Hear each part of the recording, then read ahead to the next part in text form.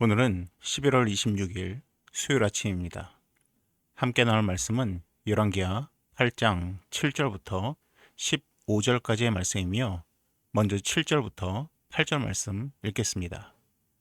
엘리사가 다메섹에 갔을 때 아람 왕 벤하닷이 병들었더니 왕에게 들리기를 이르되 하나님의 사람이 여기 이르렀나이다 하니 왕이 하사엘에게 이르되 너는 손에 예물을 가지고 가서 하나님의 사람을 맞이하고 내가 이 병에서 살아나겠는지 그를 통하여 여호와께 물으라.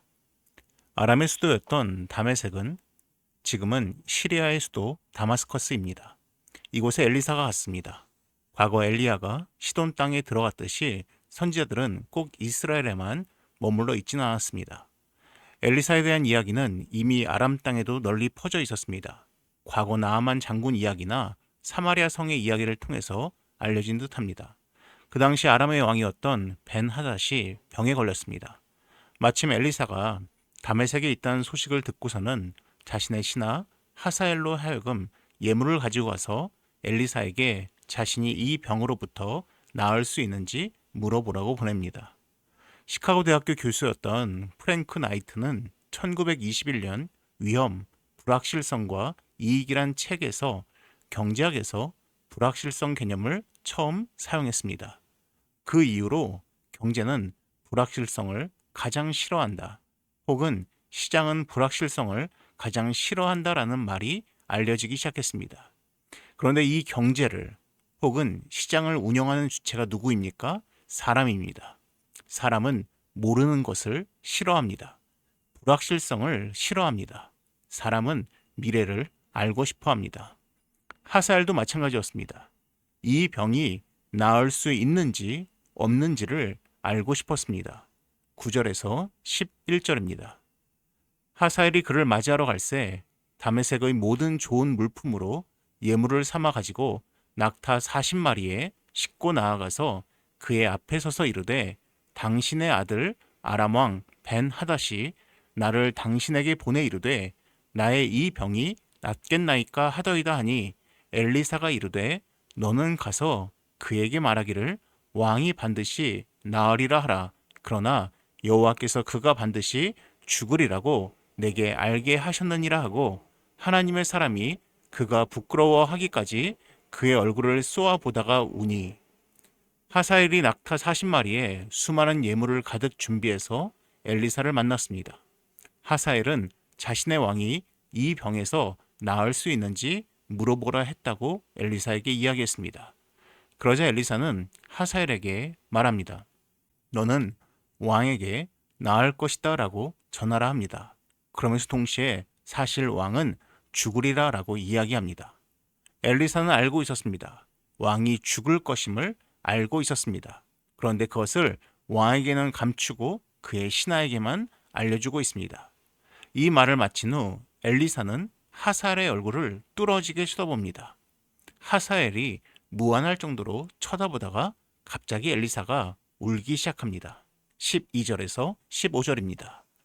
하사엘이 이르되 내 주여 어찌하여 우시나이까 하는지라 대답하되 내가 이스라엘 자손에게 행할 모든 악을 내가 알미라. 내가 그들의 성에 불을 지르며 장정을 칼로 죽이며 어린 아이를 맺히며 아이벤 부녀를 가르리라 하니 하사엘이 이르되 당신의 개 같은 종이 무엇이기에 이런 큰 일을 행하오리까 하더라. 엘리사가 대답하되 여호와께서 내가 아람 왕이 될 것을 내게 알게 하셨느니라 하더라. 그가 엘리사를 떠나가서 그의 주인에게 나아가니 왕이 그에게 묻되 엘리사가 내게 무슨 말을 하더냐 하니 대답하되 그가 내게 이르기를 왕이 반드시 살아나시리이다 하더이다 하더라. 그 이튿날에 하사엘이 이불을 물에 적시어 왕의 얼굴을 덮음에 왕이 죽은지라 그가 대신하여 왕이 되니라. 당황한 하사엘은 엘리사가 왜 우는지 물었습니다. 그러자 엘리사가 말합니다. 너가 이스라엘 자손들에게 행할 모든 악들을 내가 안다 라고 합니다. 그러자 하사엘이 자신을 낮추면서 개 같은 내가 어떻게 그런 일을 할 수 있습니까? 라고 반문하자 엘리사가 말합니다. 내가 아람 왕이 될 것을 내게 알게 하셨다라고 이야기를 합니다. 하사엘은 엘리사의 그 모든 예언들을 믿었던 것 같습니다. 그래서 왕에게 나아가서 왕이 나을 것입니다 라고 이야기를 합니다. 그리고 다음날 하사엘은 물에 적신 이불로 자신의 왕을 죽이고 스스로 왕이 됩니다. 어쩌면 엘리사가 말해준 미래가 그로 하여금 그러한 반역을 행하는 기폭제가 되지 않았나 싶습니다. 우리는 우리 삶의 불확실성을 제거하고 싶어 합니다. 그래서 믿지 않는 사람들 혹은 믿는 사람들 중에서도 점집을 찾아가서 점을 치거나 오늘의 운세를 보면서 자신의 미래를 알고 싶어 합니다. 또한 주변에 예언의 은사를 가진 사람이 있으면 어떻게 해서든 자신의 미래를 알고 싶어 합니다. 이를 통해서 궁극적으로는 긍정적인 미래에 대한 이야기를 듣고 싶어 합니다. 그런데 만약 그 긍정적인 미래가 거짓이라면 그의 삶은 벤하닷과 동일합니다. 벤하닷은 나을 것이란 말에 잠깐 좋았을 것이나 그 말이 거짓이었기에 다음날 죽었습니다. 만약 그 긍정적인 미래가 사실이라면 무조건 좋을까요? 하사엘은 자신의 미래가 잘 될 것이라 확신했기에 왕을 죽인 듯합니다.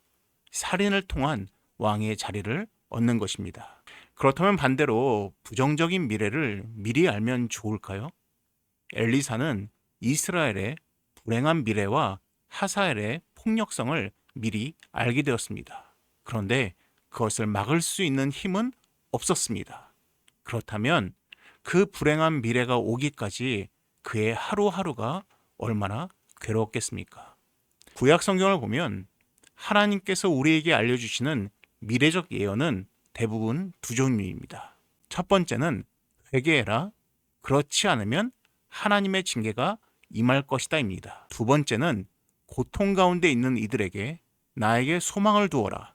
내가 너를 도와주리라입니다. 하나님은 이처럼 회개와 소망이라는 전제가 있는 미래를 가르쳐 주십니다.